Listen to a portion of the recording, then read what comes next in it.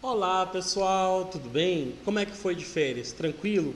Pessoal, na aula de hoje nós vamos estar desenvolvendo com vocês a nossa revisão sem lacunas, que são aí trabalhos, atividades e explicações que nós vamos comentar com vocês e vamos desenvolver para tirar aí as lacunas que ficaram devendo aí, né, que ficaram faltosas em relação às nossas aulas. Então, algumas lacunas que ficaram em abertos nós vamos fechar, que são conteúdos básicos, legais, que vão interagir aí com o próximo ano de vocês. Então, vocês vão estar entrando numa próxima fase e nós queremos que você entre com todo o conteúdo responsável, né, e um conteúdo que você possa ter de base para que a gente possa desenvolver melhor o nosso trabalho. Então, nós vamos falar um pouquinho sobre processos ecológicos, sobre ecologia. Você está subindo agora para o segundo ano, então, ou seja, aí nós vamos trabalhar esse processo ecológico. De que maneira, pessoal? Trabalhando aí essa revisãozinha com vocês, beleza? Segue aí, vamos lá, e qualquer coisa estamos aí. Então vamos lá, pessoal.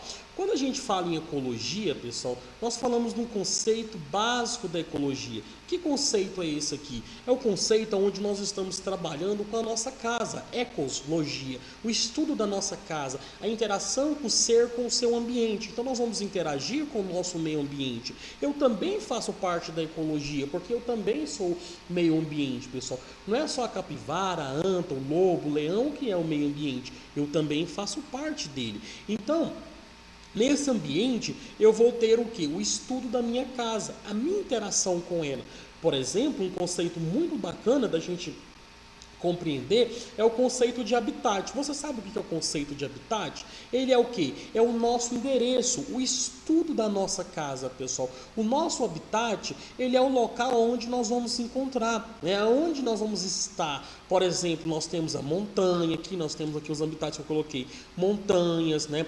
Florestas, savanas, desertos, polar, né? Qual que é o habitat do urso polar? Qual que é o habitat do pombo? O habitat da garça, o habitat marinho. Então, ou seja, nós temos essa característica. E nós temos também o nosso nicho ecológico. O que vai ser o nicho ecológico? O nicho ecológico, pessoal, vai ser minha profissão. Qual papel eu desempenho nesse ambiente? O que eu faço nele? Então, a minha profissão, ele vai ser o quê? Meu nicho ecológico. Então, ou seja, eu tenho minhas áreas de alimentação, de nidação, né, a área de procurar fêmeas para acasalamento, temperatura, vegetação. Então, meu nicho ecológico, a profissão que eu vou desenvolver nesse ambiente, beleza, pessoal?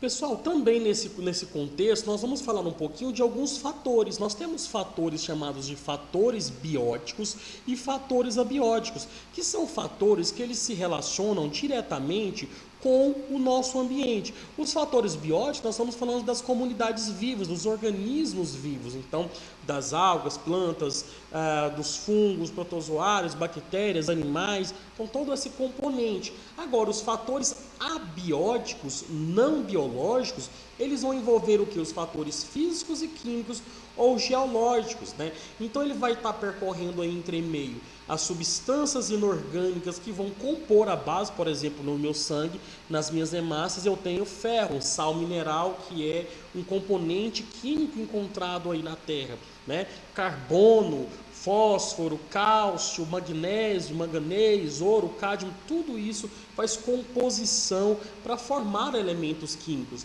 né? Compostos orgânicos, regime climático, clima, temperatura, pessoal, temperatura de vários ambientes, luz para fotossíntese, pH, oxigênio, umidade, solo. Então tudo isso vai compor as características abióticas desse ambiente.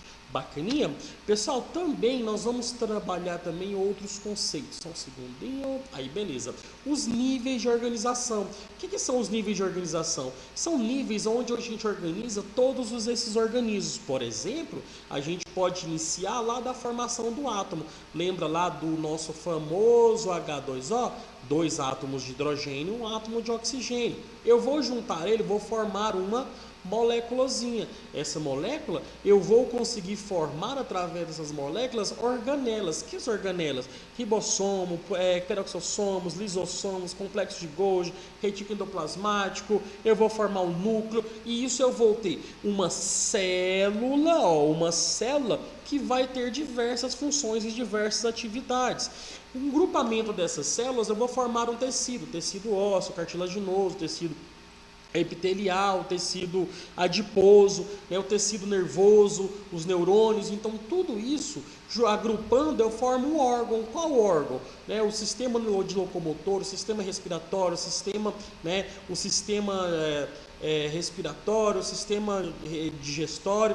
Então tudo isso, juntando ele, eu vou formar um organismo. Qual organismo? Um organismo que vai se agrupar entre si para formar uma população. População de indivíduos idênticos capazes de reproduzir e de cruzar ali e deixar descendentes férteis. Então eu tenho uma espécie. Se eu pegar essa população e interagir com outras populações, pessoal, eu vou ter uma comunidade com fatores bióticos e abióticos, eu vou ter um ecossistema, e vários ecossistemas eu vou ter uma biosfera, uma esfera biológica composta por vários fatores e vários níveis de organizacionais aí, para que eles possam interagir entre si. A cadeia alimentar, por exemplo, ela está relacionada com esse nível ecológico, aonde eu tenho uma sequência de organismos vivos que vão viver aí entre eles, pessoal? Então, ou seja, a energia, a matéria e os alimentos são transferidos de um nível para o outro. Lembra de eu brincar com vocês? Por que a gente não pode comer capim? Eu não posso comer capim. Por quê? Porque eu não consigo digerir o capim. Mas eu preciso de organismos capazes de transformar a energia do capim em energia para mim. Então, o Sol, ele transforma elétrons básicos lá nos cloroplastos, transformando a luz solar, gás carbônico e água em o que, pessoal? Qual o nome da molécula que a gente está falando aqui? C6H12, o quê? Nossa, que letra horrível, hein? Se já é difícil de escrever com caneta aí, a C6H12O6. Lembra? Imagina que você está fazendo isso daí. A glicose. Então, essa glicose ela vai interagir o quê? Com os produtores. Então, os produtores vão transformar na fotossíntese a luz solar, a água e CO2 em glicose. Então, é o primeiro nível trófico. Depois desse nível trófico, ele vai transferir essa energia captada para o segundo nível trófico. Os consumidores primários, os herbívoros aqui, vão comer esse material, engordar, e os consumidores secundários, que somos nós também, vamos lá e comer um cupim, uma picanha, um contrafilé, uma fraldinha assadinha. Nossa, Deus do céu, fala isso agora não, Thiago. E também comer aquela mandioquinha, com aquela fraldinha assim, bem suculenta. Pensa aí, para pensar. Vontade de voltar a comprar a carne hoje passar, viu? Então, tô brincando, tô bem gordinho, tem que emagrecer. Então, o que acontece aí, pessoal? E até o terceiro nível trófico. Depois eu vou o quê? Para os decompositores, que vão decompor essa matéria em organismos menores. Beleza, pessoal?